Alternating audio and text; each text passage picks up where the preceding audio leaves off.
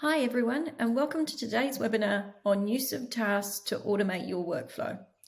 Today's webinar will be conducted by Gwen and me, Natasha. Please do not worry about jotting down any notes from this session. A recording will be sent to everyone following the webinar, and if you wish to ask any questions at all, please feel free to type these in the chat box or email your questions through to customersuccess@actionstep.com. Please also don't forget to register for our workshops. And this is where you can ask more in-depth questions, and we can also demonstrate how to set up anything that we show you during the webinar today. The team presenting to you today is myself from Customer Success and also Gwen, who is a product manager. In today's webinar, we'll look into the benefit of using tasks and give you some examples on best case uses. We will cover why we use tasks, how do tasks benefit our business, and give you a demonstration covering manual tasks, automatic tasks, task notification, and also reporting on tasks. Why do we use tasks? Okay, so we need to think about what do tasks do and why are they important?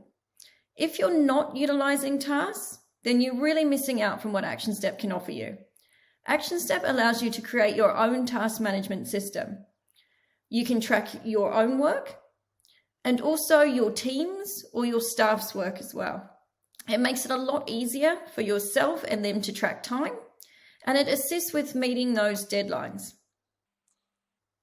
Tasks allow you to manage everything from your ActionStep system anywhere, anytime. You can manage your priorities, boost your productivity, and it makes it a lot easier for you to delegate work. When I'm talking about tasks to a lot of businesses out there, I get told that they don't like tasks, and it's because my staff don't like them, and we'd prefer just to send emails. And that got me thinking as to why. And sometimes it's because an organization has been using ActionStep or a different legal practice management system for a number of years, and the original tasks that have been set up are no longer beneficial. And instead of customizing the workflows or the tasks, then the staff have just stopped taking notice of the tasks. They've either ignored them or just marked them all as complete when it's convenient to them. If this is you, you have to remember you can only get out of a workflow what you put in. So the best thing to do is to remove tasks that are not beneficial anymore and replace them with ones that are. Once your staff realize that the tasks they're provided with can provide them with more automation and make their lives easier, then the more likely they are to start using tasks. And the benefits from this will become clear. Another good example to know if you're using tasks efficiently is if one of your key administration staff members were to leave for a couple of weeks unexpectedly. How easy is it for you to work out what tasks they're currently working on, what deadlines they need to meet, and how quickly can we get this workload to our other staff members? If you have to go through their emails to work this out, then this would show you that you're not using tasks effectively. Because what we should be able to do is go in, see any tasks that need to be completed, see any deadlines, and redistribute this to our staff. So this way of working is really efficient across teams, and having tasks allows you to build a lot more automation into your workflows. Trust me, it will be worth it in the end. I'm now going to hand over to Gwen, and she's going to give you a demonstration into how to create, edit, and delete tasks, and how we can build that automation into our workflow with tasks. Take it away, Gwen. Hi, Gwen here with a few demonstrations around creating tasks and working with tasks in ActionStep. So to get started, I'm going to go over how to create, edit, or delete manual tasks. So manual tasks are great if you want to make sure that you can assign tasks to users on maybe a one-off basis, or maybe in a basis that is just not something that you're going to build into your normal workflow. So I'm going to go ahead and select my Quick Create button, and I'm going to go ahead and select task. All right, so first I'll be prompted with a task name. So I might say,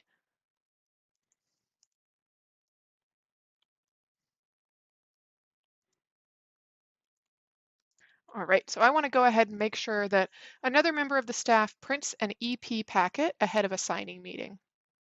And I'm going to go ahead and assign this to one of my colleagues. And I will leave priority as normal. So if we wanted to, we could go ahead and up the priority to give the user a chance to maybe filter by priority when they are completing tasks. But for my purposes, I'm going to go ahead and say that this is a normal level of priority.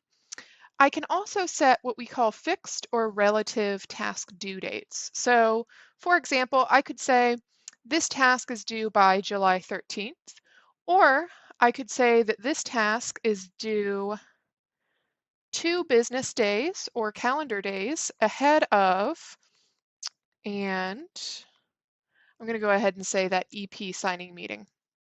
So this is going to allow me to set the due date relative to some key dates in my workflow.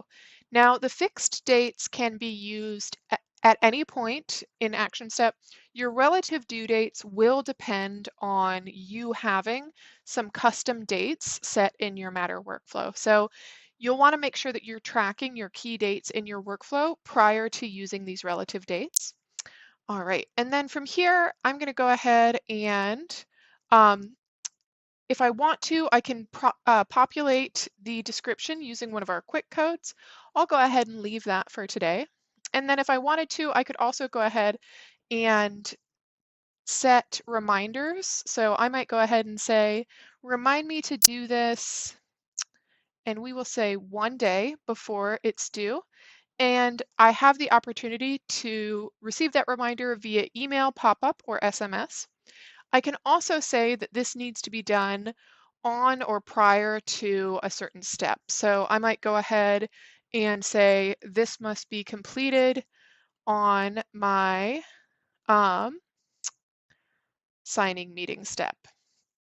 And that's just going to ensure that users won't be able to progress past that step unless they have the chance to complete this task.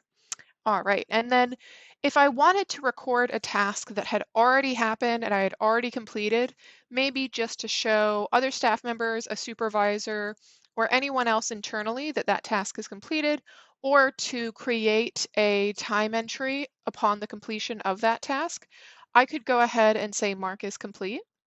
I am going to go ahead and select the option to create a time entry once this task is completed. But for our purposes, I won't say this is completed just yet. I'm just going to go ahead and select save. All right, so now that we have that task created, let's talk about where we can go to edit or delete it. So I'm going to go into my task list on my Matter, though I could just as easily go into my task list on the global menus. So I could go into my tasks and incomplete, but I will go ahead and go into my Matter task list. Okay, perfect. And I can see that this task is in red. So that's going to indicate that a task is overdue. So it looks like I actually set that task for an earlier date. And I'm going to go ahead and select my task and I'm going to edit it. So, I've mistakenly set this for an earlier date since my signing meeting date was set for July 11th.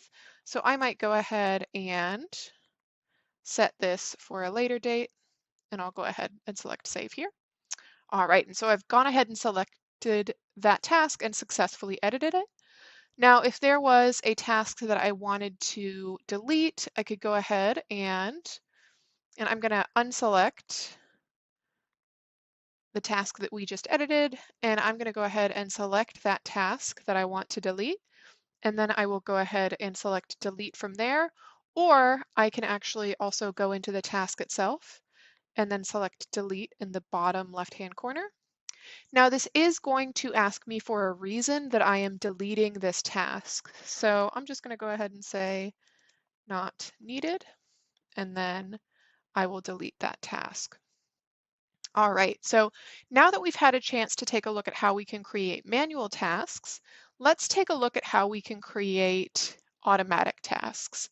So an automatic task is something that would be assigned to one of my users when I'm moving steps in a workflow. So an automatic task might be something that you as an organization say you have to do every time you reach a certain step in the workflow, or you may do every time you reach a certain step in a workflow. Because as we will see, the automatic tasks can be marked as mandatory or they can be marked as optional. So in order to do that, I'm going to go into my admin menu and then my matter types and estate planning. From here, I'm going to go into workflow. Since my tasks are going to be always associated with moving steps in the workflow, I'll want to go ahead and select the step in the workflow where I'm going to assign that task. So I'll say initial meeting. And then from here, I want to make sure under step actions that tasks is toggled on. And I can see that it is here. And then from here, I just want to go ahead and select create new task. All right, so we're going to see a similar screen here that we saw on our manual creation screen, but there's going to be a couple of differences. So first, I'm going to indicate who the task is going to be assigned to. And you'll notice when we were creating manual tasks, we were assigning tasks to individual people. So I might be assigning tasks to Joe or to Dakota. When I am creating tasks in the workflow, I'm assigning those tasks to roles. So that assumes that someone is occupying that role on that matter. So I'm going to go ahead and say that this task is going to be assigned to the client coordinator. And then if I want to, I can indicate who that task is assigned by, but that's going to be an optional step. And then I can determine whether or not this is a required step. So if we don't make this step required, that means that a user can choose not to assign that task when moving steps or not to complete that task in the progress or process of progressing through the workflow. Again, we can set our priority. So if we wanted to say that this is a high priority task, we could do that. And we can also use our quick codes. So I can indicate the description by entering one of my quick codes. But I'm going to go ahead and say call client to confirm information submitted in EP packet. And then if I want to add any additional description here, I can go ahead and do that. Now, one thing that we'll see here is that we don't have those fixed dates that we saw in the manual task assignment.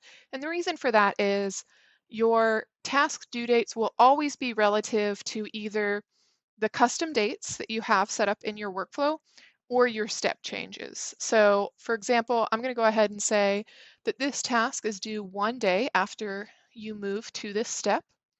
Now I can choose to link my tasks to data collections or document templates, and I can also choose to tag my tasks.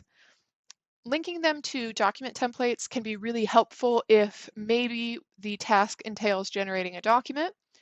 Linking tasks to data collection can be very helpful if, say, the task relates to populating fields in the data collection, and linking tasks to tags can be very helpful if you want to be able to sort your tags or sort your tasks by certain tags. We can also see that we have the ability to say that certain tasks have to be completed before certain steps or on certain steps. And we also have that option to link to a time entry, and that will allow us to populate some information about that time entry once it has been created. But I'm going to go ahead and keep this simple today, and I will go ahead and select Save here. All right, so we've created that automated task. Let's talk about task notifications. So if I wanted to create some notifications for my automated tasks that I have just created, I can go ahead and select the notification tag and then say add notification. All right, so here we can see a number of different types of notifications that we can create. So one thing that I might want to do is notify the attorney listed on the case when a task has been completed. So maybe a particular attorney wants to know via email when we have confirmed those details with those clients. So I might go ahead and say email, and then I can choose an email template, or I could actually just choose the default. Now you'll notice that we can use a number of triggers for notifications. So for example, I can say on task created, on task completed, on task changed from completed, and on task due date. So there's a range of options there, but you'll have similar notification options once you select those. So I'm going to go ahead and select save here. All right, and then we can see that that notification has been created. And so we can add an additional notification or we can exit out of there. And then once we refresh and go back into that initial meeting, we'll see that one notification has been created. Okay, so if we wanted to maybe remove an automatic task from our workflow, we could do so very easily from here as well. So I might go ahead and select that task that I had just created and then go ahead and select delete. And again, we will be prompted for the reason for that deletion. So I will say, and then we can delete those. Okay, so we've taken a look at how to create tasks manually and how to create those tasks and associate them with a workflow. Let's go ahead and talk about how we can report on our own tasks or our staff's tasks. So there's a few different ways that we can do that. One of them entails creating those notifications that we just set up. So those can be used as sort of a method of reporting to other staff members, to ourselves, to superiors about the status of our tasks. But there's a number of other areas where we can sort of report on our tasks, and we'll kind of take a look at some of those. So from here, I'm going to go into my global tasks list, and we can see we actually have two default options. Do I want to see my tasks or tasks for everyone? So I'm going to actually go ahead and say everyone's incomplete tasks. And so here we can see that we have a number of incomplete tasks on our matter, and we can see who those are assigned to. So this is one method of reporting on the incomplete tasks for our organization. So I can see here that a number of my users do have incomplete tasks, and I can actually filter by those users. So I can come in here and filter by things like which user I'm focusing on, the due dates, the status, anything like that. So I can really use this to kind of slice and dice the information related to incomplete tasks.